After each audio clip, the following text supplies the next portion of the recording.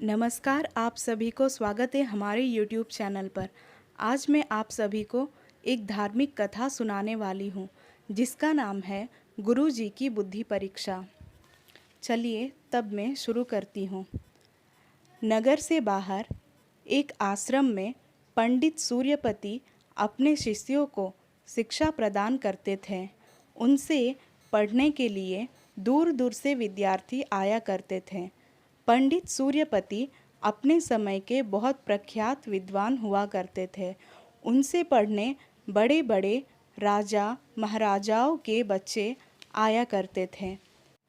पंडित जी के एक ही पुत्री थी, जिसे वे बहुत चाहते थे। जब उनकी पुत्री बड़ी हो गई तो उन्हें उसकी शादी की चिंता हुई। उन्होंने सोचा, अपने शिष्यों की परीक्षा लेता हूँ और इनमें से जो सबसे बुद्धिमान और निपुण होगा उसे ही मैं अपनी पुत्री की शादी की व्यवस्था के लिए कहूँगा, क्योंकि मेरे पास तो इसकी शादी करने के लिए अभी कुछ भी नहीं है। अगले ही दिन पंडित सूर्यपति ने अपने सभी शिष्यों को एक स्थान पर इकट्ठा किया और कहा, देखो, मैं तुम लोगों का बुद्धि परीक्षण करना चाहता हूँ।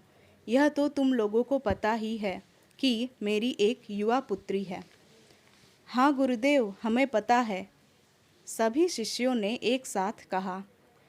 फिर गुरुदेव बोले, क्योंकि उसकी शादी की उम्र हो गई है तो तुम लोगों को उसकी शादी के लिए कपड़े, जेवरात और अन्य सामान की व्यवस्था करनी है।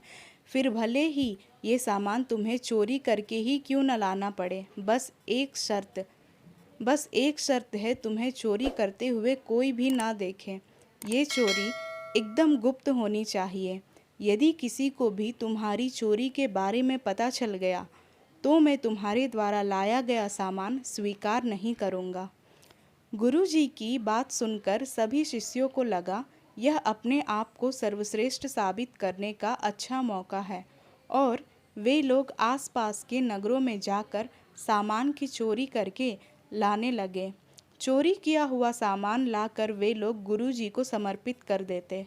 गुरु जी भी अपने हर शिष्य का लाया हुआ सामान अलग अलग करके रख लेते, जिससे कि बहुत परीक्षण समाप्त होने के बाद ये सामान उनके स्वामियों को लौटाया जा सके।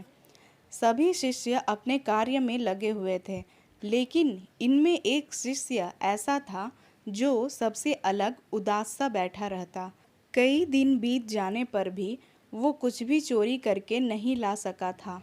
गुरु जी ने उस शिष्य को अपने पास बुलाकर पूछा, बेटा, क्या बात है?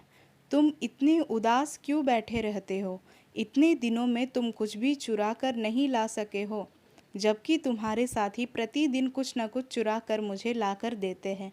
शिष्य ने कहा, गुरुजी, मैं चोरी करने के उद्देश्य से नगर में जाता तो हूँ, परंतु तभी मुझे आपकी शर्त याद आ जाती है कि ये चोरी पूरी तरह से गुप्त होनी चाहिए और किसी को भी इसके बारे में पता नहीं चलना चाहिए।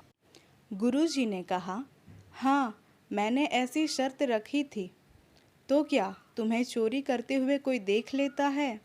शिष्य ने कहा, गुरुजी, कोई और देखे या ना देखे, लेकिन मेरी अंतरात्मा से तो कुछ छिपाया नहीं जा सकता। मैं चोरी करूँगा तो मेरी आत्मा तो उस चोरी को देखेगी ही। गुरुजी का चेहरा हर्ष से खिल उठा। वाह भीम, वास्तव में तुम ही मेरे सर्वाधिक बुद्धिमान शिष्य हो। जो बात मेरे किसी शिष्य को समझ ना आ सकी, उसे तुमने समझ लिया। तुम ही मेरे बेटी के पति बनने योग्य हो। गुरुजी ने तत्काल सभी शिष्यों को एक जगह इकट्ठा किया, भीमसेन को उनके सामने खड़ा किया और कहने लगे, देखो बच्चों, तुम सभी में केवल एक भीमसेन ही सच्चे अर्थों में निपुण और बुद्धिमान निकला है। शिष्यों ने इस पर आश्चर्य व्यक्त करते हुए कहा, गुरुजी, भीमसेन निपुण और बुद्धिमान कैसे हो सकता है? इसने तो आपकी आज्ञा का पालन ही नहीं किया। ये तो इतने दिनों में कुछ भी सामान चोरी करके नहीं ला सका है। गुरुजी ने कहा, हाँ, तुम लोग सही कह रहे हो। ये इतने दिनों में कुछ भी चोरी करके नहीं ला सका, लेकिन तुम लोग शायद ये भूल गए कि मैंने चोरी के लिए आप लोगों के सामने एक शर्त भी रखी थी। हाँ, आपने यह शर्त रखी थी कि ये चोरी पूरी तरह से गुप्त होनी चाहिए। इसके बारे में किसी को पता नहीं चलना चाहिए। ये शर्त तो हमें याद है और हमने इसका पूर्ण रूप से पालन भी किया है। अब गुरुजी ने कहा, क्या तुम्हारी आत्मा को भी तुम्हारे द्वारा की गई चोरी के बारे में नहीं पता चला? गुरुजी, हम अपनी आत्मा से थोड़े ही कुछ छुपा सकते हैं, उसे तो सब पता ही है, शिष्यों ने जवाब दिया। इसका मतलब ये हुआ कि चोरी करने की बात गुप्त नहीं रह गई। तुम्हारी आत्मा सब कुछ देख रही थी और यह बात केवल भीमसेन ही समझ सका। इसलिए तुम सब इस बुद्धि परीक्षण में हार गए, गुरुजी ने कहा।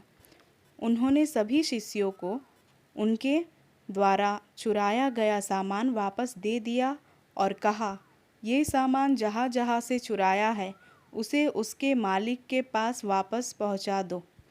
गुरुजी ने आगे कहा, मैं भीमसेन की बुद्धिमत्ता से बहुत प्रसन्न हूँ। यह मेरी परीक्षा में पूरी तरह से खरा उतरा है और इसलिए अपनी पुत्री का विवाह भीमसेन के साथ करने का घोषणा करता हूँ।